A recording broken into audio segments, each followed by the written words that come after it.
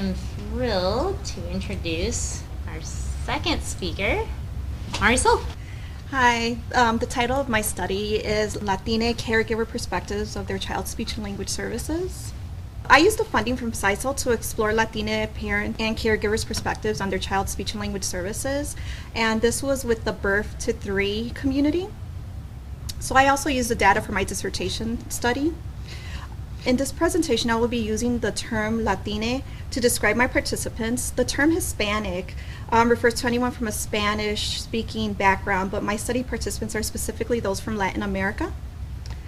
And Latinx was adopted to eliminate binary gender designations of Latina and Latino, but the sound is not the same in Spanish. Therefore, Spanish speakers have suggested using the term Latine, which is the one that I will be using throughout this presentation. So approximately 26% of children in the U.S. aged 0 to 48 months are from a Latina background. And about 27% of children in early intervention services are from a Hispanic or Latina background. Demand for speech and language services continues to grow. 69% of speech language pathologists reported inadequate knowledge of infant and toddler second language acquisition. The majority of children receiving early intervention services qualify for speech and language delays. There is a growing need for culturally and linguistically responsive speech and language services for Latina families. And the American Speech and Language Association mandates that all people receive culturally responsive and clinically competent services at all times. So early intervention is funded under Part C of the Individuals with Disabilities Act and is a federally supported birth to 3 program available to all U.S. residents. However, some families choose not to use it because they're not experienced with it or they're just not eligible for the services, so they kind of circumvent the system. And high quality EI services are essential for improving developmental and therapeutic outcomes in infants and toddlers. Research shows that children receiving EI achieve better than with long-term outcomes across multiple domains. Early intervention during this critical period of rapid brain growth helps enhance adaptive behaviors, language, and cognitive functioning, and potentially reduces future service needs and the cost of future services. So there's still room and improvement for early intervention services provided by speech and language pathologists. Many speech and language pathologists lack knowledge of providing culturally responsive speech and language services for Latina families. And a common but misguided recommendation for families, even those with low English proficiency, is for them to stop using their heritage language and to start using more English. So some speech and language pathologists lack training in working with culturally and linguistic diverse families. And children from Latina backgrounds continue to be both over and under-identified for communicative disorders. A shortage of research of Latina caregivers' perspectives limits our understanding of how to provide quality and culturally sensitive therapy services to this community. So this study was guided by Bernal's ecological validity model, which is a framework for culturally appropriate behavior interventions for Latina population. The model outlines 8 cultural dimensions for treatment: language, persons, metaphors, content, concepts, goals, methods, and contexts. So in this study, I interviewed Latina caregivers to gather their perspectives. Unlike previous studies, I have overlooked this population's viewpoints. This research is significant and innovative because it generates knowledge directly from the Latina families and caregivers, which could enhance services for the Latina community. The study aims to provide new insights into how intrinsic factors relate to caregiver satisfaction of intervention services, including their perspectives of cultural sensitivity, the determinants, facilitators, and barriers of culturally responsive speech and language services. And additionally, this research may inform future speech and language interventions for Latina populations. This study examined bilingual children's receipt of speech and language services as described by their Latina caregivers. This was achieved with the following 3 research questions. One was, how do intrinsic factors relate to Latina caregiver satisfaction with their family speech and language services? The second research question was, does perception of clinician cultural sensitivity relate to Latina caregiver satisfaction with speech and language services? And the third was, what do Latina caregivers perceive as the facilitators and barriers of culturally responsive speech and language services? So this study employed a convergent mixed methods design. So I was collecting quantitative and qualitative data at the same time. And the quantitative and qualitative findings were integrated during the analysis and interpretation phases. The inclusion criteria for the study was as follows. I self-identify Latina caregivers, including mothers, fathers, grandparents, and step-parents. Caregivers must be at least 18 years old and have legal guardianship and live with the child receiving the services. Participants must reside in one of the 48 contiguous states or the District of Columbia. Children must be aged 3 to 39 months, and children must have received speech and/or language services for at least 1 month with the same speech-language pathologist. Children with concurrent disabilities were also included in the study. 16 self-identified Latina caregivers participated. We have 15 mothers and 1 father of children aged 3 to 39 months receiving speech or language services. The families were 12 participants resided in Illinois and 2 each in Arizona and Texas. Services were provided in home clinic and daycare settings. 75% of the caregivers were aged 30 to 39 and 75% held college degrees from a bachelor's to a doctoral degree level. Half identified as immigrants and 9 of the 16 participants were English dominant. Caregivers completed 3 Qualtrics online surveys in their preferred language, so they were able to choose English or Spanish. Each caregiver accessed the separate Qualtrics links to complete a brief demographic questionnaire, which I created, and then the bilingual language profile and the clinician's cultural sensitivity survey 29. A semi-structured virtual interview was conducted and recorded, capturing both audio and video via Microsoft Teams. So the background questionnaire included questions specific to caregivers' opinions about the speech and language services their child and family had received. So some were like what they considered to be the facilitators to accessing speech and language services for families with infants and toddlers, and then what they considered to be barriers or obstacles to getting services for their families. And another question was to see how satisfied they were with the speech and language services with their infant, toddler, or child, using a Likert type scale from 5 being very satisfied and 1 very dissatisfied. So the bilingual language profile is a self-administered online survey, and it has 19 questions, and it's designed to give insights into caregivers' language profiles. So caregivers completed the survey, and again, they chose the language English or Spanish. The survey included an introductory section, which was biographical information, and then it had language history, language use, language proficiency, and language attitudes. Participants self-reported their language proficiency, from which a dominance score was derived. And these modules assess various aspects of language dominance. The clinician's cultural sensitivity survey 29 was adapted for families receiving speech or language services. So one of the words or terms that was used was doctor. So instead of doctor, I changed it and replaced it with speech language pathologist. And then I added service coordinator to office staff. These changes didn't affect the scoring at all. The self-administered online survey included 29 questions in either English or Spanish, covering 3 main domains and 1 subdomain. The sensitivity to culture, beliefs, and practices domain and the discrimination subdomain were completed by all caregivers, and those were 20 items.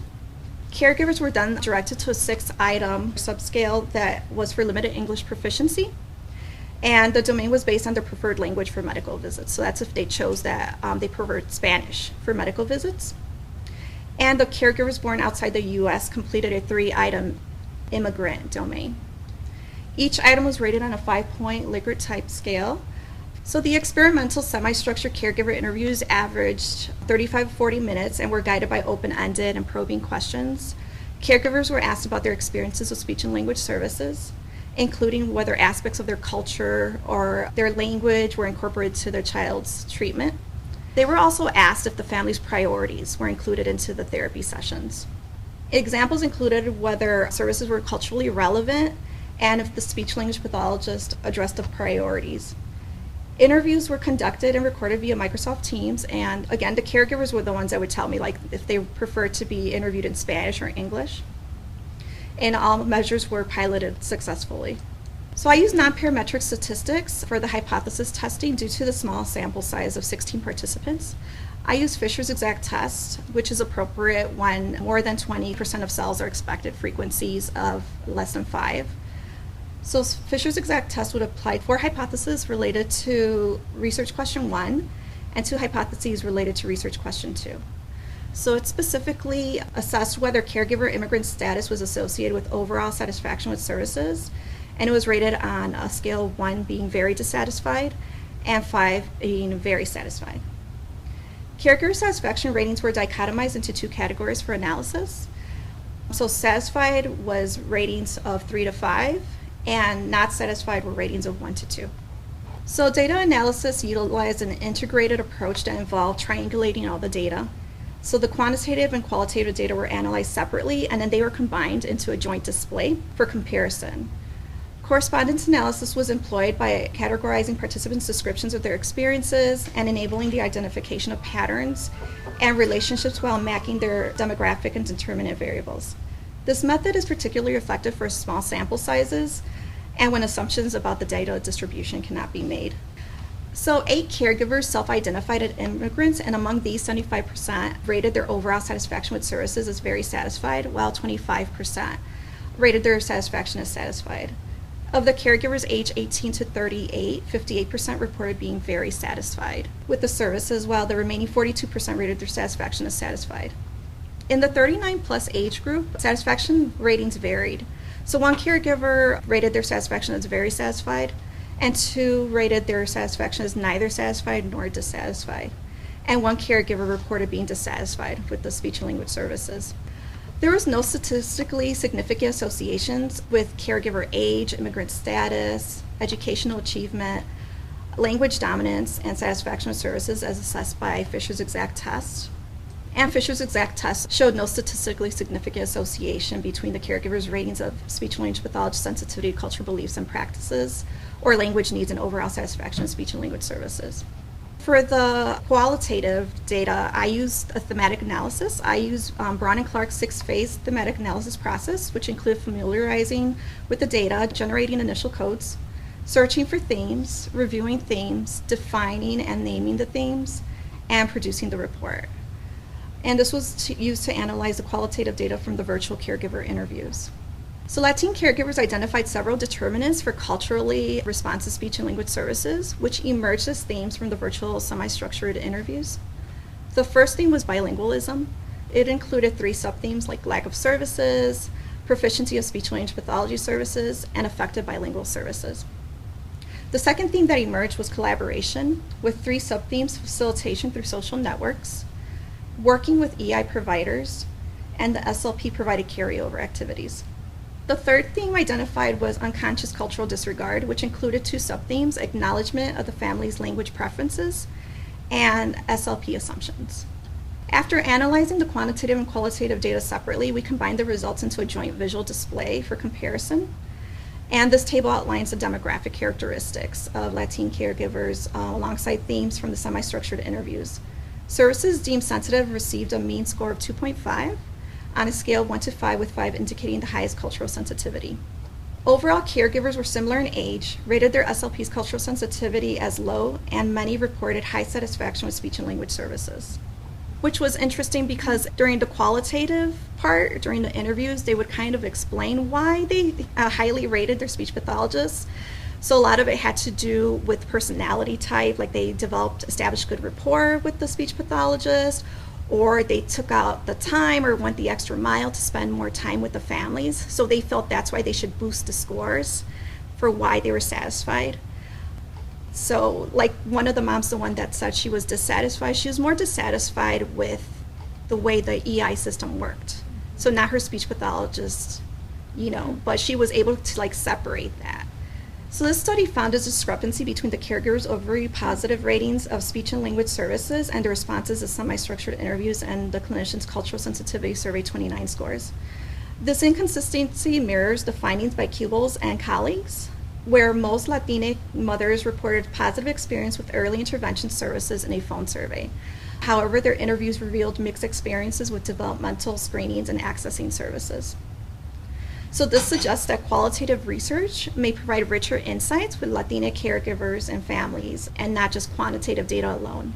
So Latina caregivers identify bilingualism, collaboration, social networks as key facilitators for culturally responsive speech and language services based on the themes from the virtual semi-structured interviews. Conversely, some Latina caregivers reported barriers to accessing quality services, such as expressing a lack of available resources, disregard for their language preferences. So some families said that they wanted Spanish integrated into their sessions, and the speech pathologist would not integrate the Spanish. Sometimes parents suggested Spanish vocabulary or monolingual English-speaking speech pathologists, and they said that they still did not listen to them. And they felt like sometimes they made assumptions about the families, like if it was a culturally mixed family, that they just made the assumption that the family was only speaking English and they weren't integrating the Spanish without asking them. So this led to a lot of disconnects between the families and the providers. So speech-language pathologists should prioritize consistent communication and presume that caregivers, including Spanish-dominant families, are interested in participating in the sessions. They should approach caregiver involvement positively, recognizing that Latina caregivers are capable of applying the strategies that they give during therapy, right? Regardless of language dominance, they're capable of doing it. SLPs should also inform the caregivers of the resources that are available to them through early intervention, such as getting devices. They can get books, they can get tablets, right, if they need it. Additionally, SLP should support families in advocating for necessary services. Like if they see that there's a need for an additional service, they should help the families get that. So I thank CISLL for their support and funding of this project. My gratitude also goes to my dissertation committee, my co-chairs, Dr. Olson and Dr. Fannin, and Dr. Buach for their guidance. I extend my thanks to the study participants for their time and for referring friends and family to join the study. Thank you, and I will welcome any questions.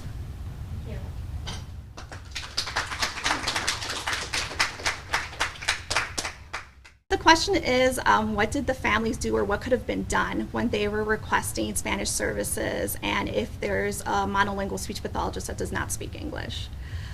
So for one family, they requested specifically a bilingual speech-language pathologist, and when they met her, she reassured them yes, I'm bilingual, I speak Spanish, and after the first day, she never spoke Spanish to them again. That's what the family said. And they were kind of confused, and they weren't sure if because they were second generation Americans, they're oh, I guess she doesn't need to speak Spanish with us. So the family could keep on requesting it, and the mom kind of blamed herself, and she just said that she let it be, but she shouldn't blame herself because if she made the request, the speech pathologist should be constantly checking in with the family and making sure that all their needs are being met, right? So that's one thing. And then another family, it was the child was biracial, so they felt that the assumption was made that the speech pathologist was just going to speak English, and the parent kept on suggesting, well, I want to use these vocabulary words. And she's like, well, no, it's easier if we use vocabulary words in Spanish, excuse me.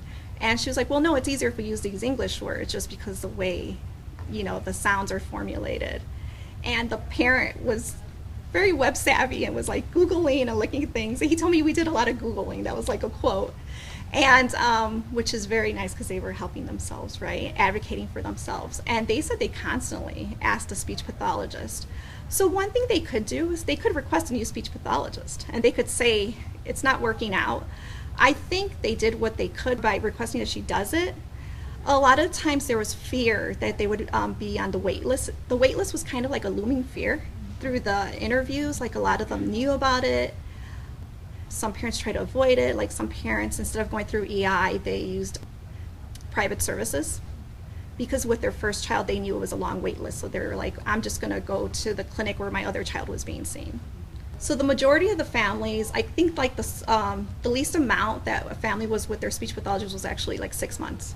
So most of them had been there for a year, which is nice because most our kids, usually Latina kids, will get in later on, so they only get a few months. So it was nice that some of them had more than 6 months of services with their speech pathologist.